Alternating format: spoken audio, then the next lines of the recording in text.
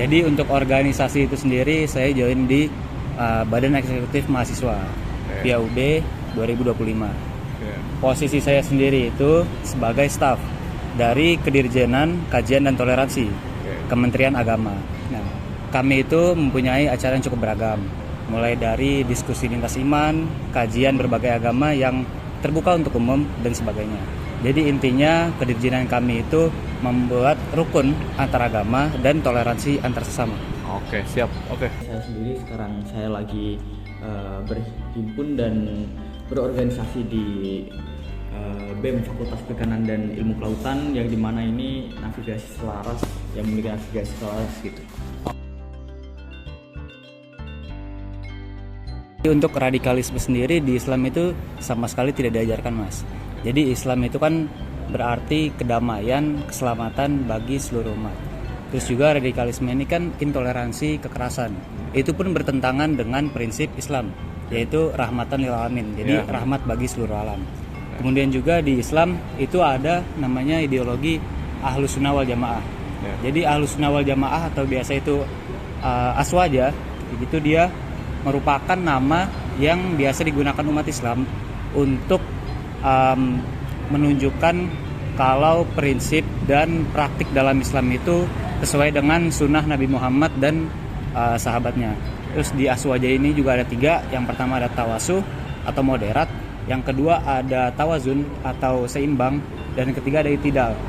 Jadi moderat itu merupakan di tengah, Mas, tidak ke kanan dan tidak ke kiri. Dalam artian kita tidak terlalu berlebihan dalam beribadah dan juga tidak terlalu menganut paham liberalisme. Mungkin itu, Mas.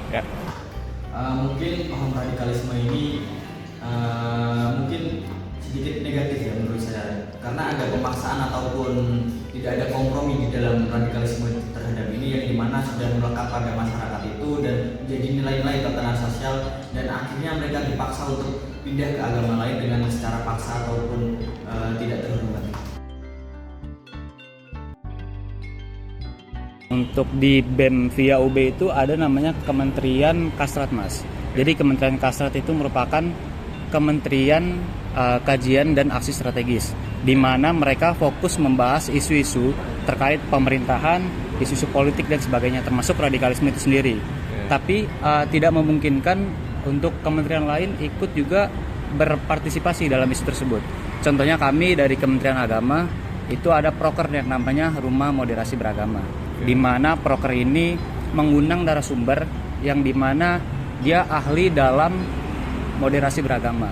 Di situ juga kemarin kami ada membahas isu terkait radikalisme di bagian sesi tanya jawab. Jadi harapannya mahasiswa bisa lebih berpikir secara kritis dan terbuka atas isu-isu saat ini, Mas.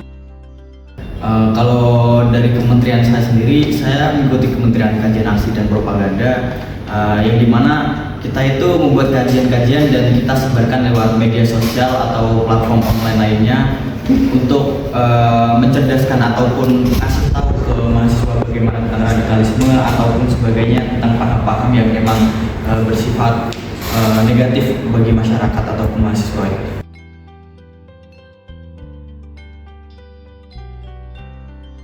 Sebenarnya untuk organisasi mahasiswa itu sangat cukup penting, karena kami dari mahasiswa sendiri bisa mendekatkan teman-teman mahasiswa yang lain dengan bahasa yang lebih santai dan lebih dekat untuk menyampaikan beberapa cara apa sih radikalisme, cara menanggulangi dan sebagainya. Jadi menurut kami itu sangat efektif juga, walaupun sebagian besar mahasiswa masih ada rasa tidak peduli mungkin gitu. Tapi kami juga berusaha semaksimal mungkin untuk membuat mahasiswa itu lebih terbuka lah pikirannya terhadap radikalisme. Tentu peran organisasi mahasiswa ini sangat penting bagi khalayak ramai, terutama di mahasiswa, karena adanya pencerdasan ini, dan nantinya juga akan dibuatkan seminar-seminar tentang bagaimana radikalisme dan penanggulangannya. Tentu dengan adanya ini membuat mahasiswa paham tentang radikalisme dan menjauhi radikalisme ini.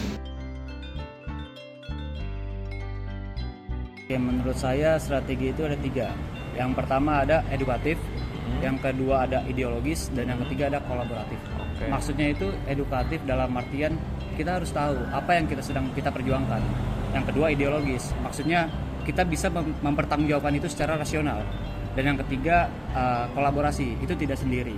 Dan juga 3 hal tersebut kita harus satu padukan, dan tanpa kerjasama yang baik itu tidak akan bisa jalan. Siap. Itu strategi menurut saya sendiri itu sering memperbanyak seminar ataupun kajian-kajian dan disebarkan lewat platform online ataupun media sosial lainnya gitu Mas.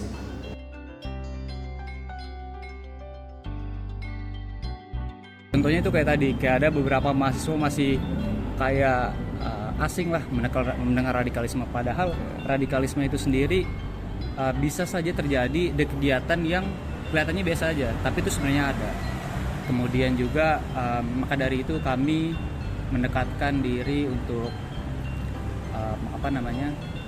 sama-sama belajarlah sebagai sama-sama mahasiswa untuk menanggulangi hal tersebut. Tantangannya sendiri itu terdapat pada mahasiswa itu sendiri, bagaimana kesediaan mereka dan bagaimana antusias mereka untuk ingin tahu tentang radikalisme atau paham tentang radikalisme ini agar tidak menjadi bumerang bagi mereka. Oke, terima kasih Mas Felix. Jawabannya sangat bermanfaat untuk mahasiswa sekarang. Terima kasih. Oke, mungkin sekian wawancara saya terhadap Mas Satrio. Jawabannya sangat memuaskan dan sangat edukatif untuk kita semua. Wassalamualaikum warahmatullahi wabarakatuh. Waalaikumsalam. Jadi kesimpulan dari videonya yaitu upaya membangun toleransi antar agama dan menangkal radikalisme di kalangan mahasiswa dapat dilakukan melalui program-program yang edukatif, yang terbuka dan inklusif.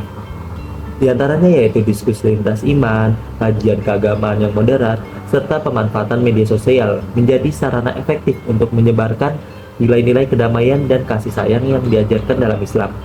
Prinsip Ahlus Sunnah wal Jamaah aswaja seperti moderat, tawasud, seimbang, tawazun, dan adil i'tidal menjadi pedoman yang penting dalam membentuk pemahaman keagamaan yang tidak ekstrim. Strategi yang bersifat edukatif, ideologis, dan kolaboratif dinilai mampu meningkatkan kesadaran mahasiswa agar lebih terbuka, kritis, dan berperan aktif dalam mencegah penyebaran paham radikal di lingkungan kampus.